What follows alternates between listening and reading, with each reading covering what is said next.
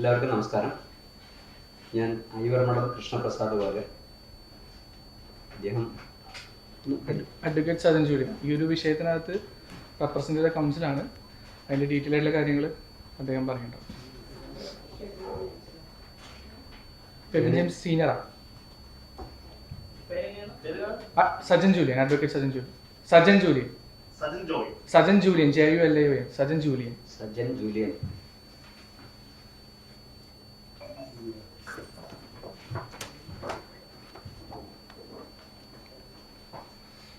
ഞാനിപ്പോൾ ഇവിടെ വന്നിരിക്കുന്നത് എനിക്ക് ലഭിച്ച പേറ്റന്റിനെ കുറിച്ച് മറ്റുള്ള പേറ്റന്റിനെ ഒരുപാട് പേര് ദുരുപയോഗം ചെയ്യുന്നുണ്ട്. അതിനെക്കുറിച്ച് ഒന്ന് വാർത്തയ്ക്കാൻ വേണ്ടിയിട്ടാണ് ഞാൻ വന്നിരിക്കുന്നത്.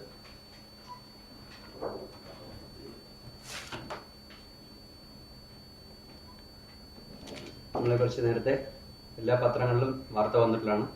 ആ വാർത്ത വന്നതോടുകൂടെ നമ്മൾ മറ്റുള്ള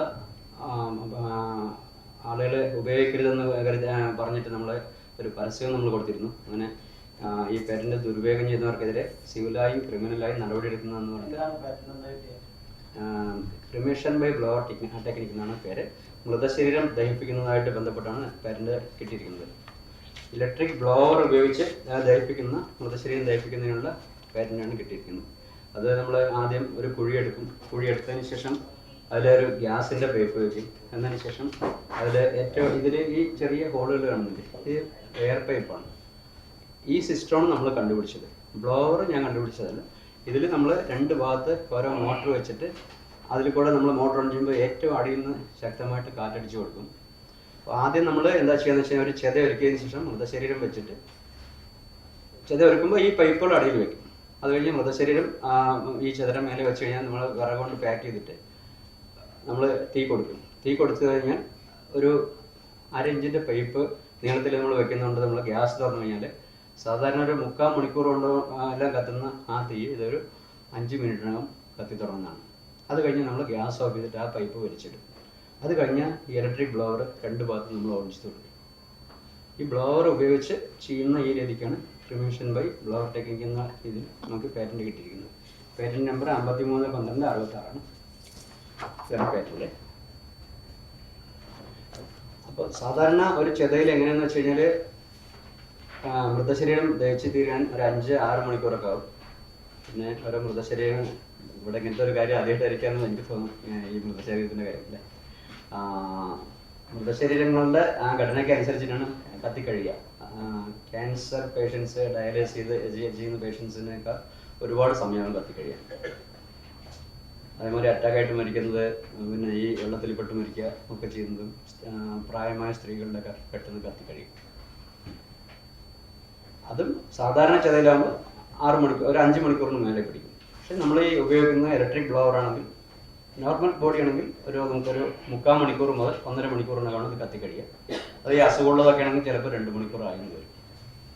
ഇപ്പം നമ്മളിത് കണ്ടുപിടിച്ചതിന് ശേഷം കലാഭവൻ മണി, കവി ഉപ്പന്നപ്പ, ജയചന്ദ്രൻ, അങ്ങനെ ഒരുപാട് പ്രശസ്തരെ നമ്മളാണ് തേപ്പിച്ചിരുന്നത്.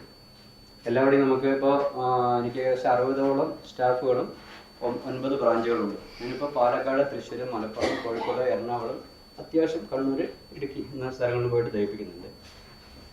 ഇപ്പം എനിക്ക് എന്താ ഒരു ബുദ്ധിമുട്ടെന്ന് വെച്ച് കഴിഞ്ഞാൽ എൻ്റെ കൂടെ ജോലി എടുത്തിരുന്ന പലരും ഈ പാറ്റന്റിൻ്റെ വില അറിയാതെ, അതിൻ്റെ അവർ ഉപയോഗിച്ചാൽ എന്താണെന്നുള്ളൊരു ഭവിഷ്യത്തിൽ അറിയാതെ അവരിത് എല്ലാവരും ഒരുപാട് പേരിപ്പോൾ കേരളത്തിൽ മാത്രമല്ല, കേരളത്തിൻ്റെ പുറത്തുള്ള സംസ്ഥാനങ്ങൾ, തമിഴ്നാട്, ആന്ധ്ര, കർണാടക, ഇന്ത്യക്ക് പുറത്ത് തന്നെ നേപ്പാളിൽ വരെ ഇപ്പോൾ ബ്ലോവർ ഉപയോഗിച്ച് ചെയ്യുന്നുണ്ട്.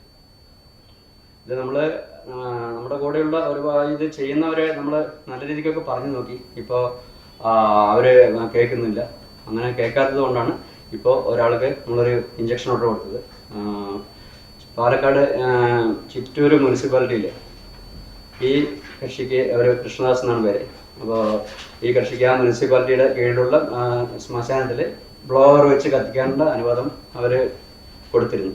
കഴിഞ്ഞ പഞ്ചായത്ത് ഇലക്ഷന് മുന്നേ ഇങ്ങനെ കൊടുക്കുന്നു എന്നുള്ള വിവരം അറിഞ്ഞതും ഞാൻ എൻ്റെ ലെറ്റർ പാഡിൽ എൻ്റെ ഓപ്പൺ സീലൊക്കെ വെച്ച് ഇത് ഒരു കാരണവശാലും കൊടുക്കരുതെന്നും പത്രത്തിൽ നേരത്തെ പരസ്യം കൊടുത്തതിൻ്റെ കോപ്പിയൊക്കെ കൊടുത്തിട്ട് അങ്ങനെ സിവിലായും ക്രിമിനലായും ഞാൻ നടപടിക്കുന്നു. എന്നിട്ട് അവർക്ക് ഞാൻ വിവരം കൊടുത്തിട്ടും അതിനെ ഒരു വില വയ്ക്കാതെ ഈ കൃഷിക്ക് ഇത് ചെയ്യാനുള്ള അനുവാദം കൊടുത്തു. അതിനുശേഷം നമ്മളൊരു വക്കീൽ നോട്ടീസ് അയച്ചപ്പോൾ അവർ തിരിച്ച് പറഞ്ഞ മറുപടി, നിങ്ങളെ കൊട്ടേഷൻ നടപടികളിൽ നിങ്ങൾ പങ്കെടുക്കാത്തത് കൊണ്ട് ഞങ്ങൾക്ക് ഇതിനെക്കുറിച്ച് അറിയേണ്ട ആവശ്യമില്ല എന്ന് പറഞ്ഞാണ് നമുക്ക് റിപ്ലൈ തന്നത്. പക്ഷേ നമ്മൾ അവസാനം അഡ്വക്കേറ്റ് ഫെബിൻ ജെയിംസ് സാറിനെ കൊണ്ട് ഒരു ഇഞ്ചക്ഷൻ ഓർഡർ റെഡിയാക്കി ഏൽപ്പിച്ചു. അതിനുശേഷം ഇപ്പോൾ അവിടെ അവർ സാധാരണ ചെതലാണ് ചെയ്യുന്നത്. പക്ഷേ ഈ കൃഷ്ണദാസ് എന്ന വ്യക്തി ഇപ്പോഴും കോഴിക്കോട്, ആലപ്പുഴ അങ്ങനെയുള്ള പല ഭാഗത്തും ഈ ഇഞ്ചക്ഷൻ ഓർഡറിനെ വില വെക്കാതെ ഇപ്പോഴും ചെയ്തുകൊണ്ടിരിക്കുന്നു. കുറേ പേര് ചെയ്യുന്നുണ്ട്, കേരളത്തിൽ ഒരുപാട് പേര് ചെയ്യുന്നുണ്ട്.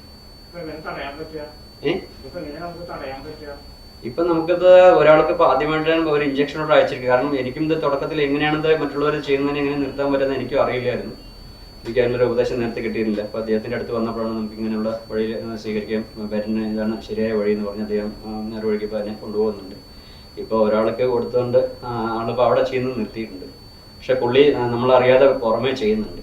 ഇനിയിപ്പോൾ അങ്ങനെ ചെയ്യുന്നത് നമ്മളെങ്ങനെ വെച്ചാൽ ആരൊക്കെയുണ്ടെന്ന് അവർക്ക് നോട്ടീസ് അയച്ച് വിവരം കൊടുക്കുക. അതിനുശേഷം ഇങ്ങനെയുള്ളവർ ചെയ്യുന്നുണ്ടെങ്കിൽ നമ്മൾ ഇത് അറിയിക്കുന്നവർക്ക് പാരിതോഷികം കൊടുക്കുന്ന രീതിയിൽ നമ്മൾ ഇത് സ്റ്റോപ്പ് ചെയ്യണം.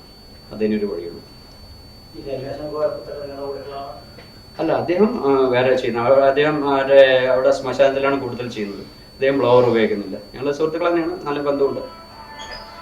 എനിക്ക് നിങ്ങളെല്ലാവരെ കൊണ്ട് പറ്റുന്ന അത്രയും ഒരു സഹായം എനിക്ക് ഇതൊരു വാർത്തയാക്കി തരണമെന്ന് അപേക്ഷിക്കുന്നു.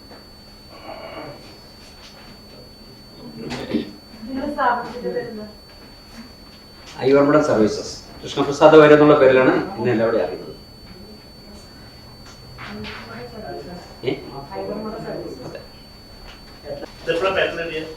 പേറ്റന്റ് നമുക്ക് 2024 ഫെബ്രുവരി ഏപ്രിൽ 1-ാം തീയതി പേറ്റന്റ് കിട്ടിയത്. നമ്മൾ 2017 അപ്ലൈ ചെയ്ത് അന്ന് മുതൽ ഇതിന്റെ പേറ്റന്റിന്റെ സംരക്ഷണത്തിലാണ് നമ്മളിത് ചെയ്യുന്നത്. അന്ന് മുതൽ 10 വർഷത്തേക്കാണ് നമുക്കിത് പേറ്റന്റ് കിട്ടുന്നത്. ഇനി നമ്മൾ 2027 വീണ്ടും 10 വർഷമാണ് ഇതിന്റെ കാലാവധി. 10 വർഷം കഴിഞ്ഞാൽ വീണ്ടും റിന്യൂവൽ ചെയ്യണം. ഓരോ 10 വർഷം കൂടുമ്പോൾ റിന്യൂവൽ ചെയ്യണം.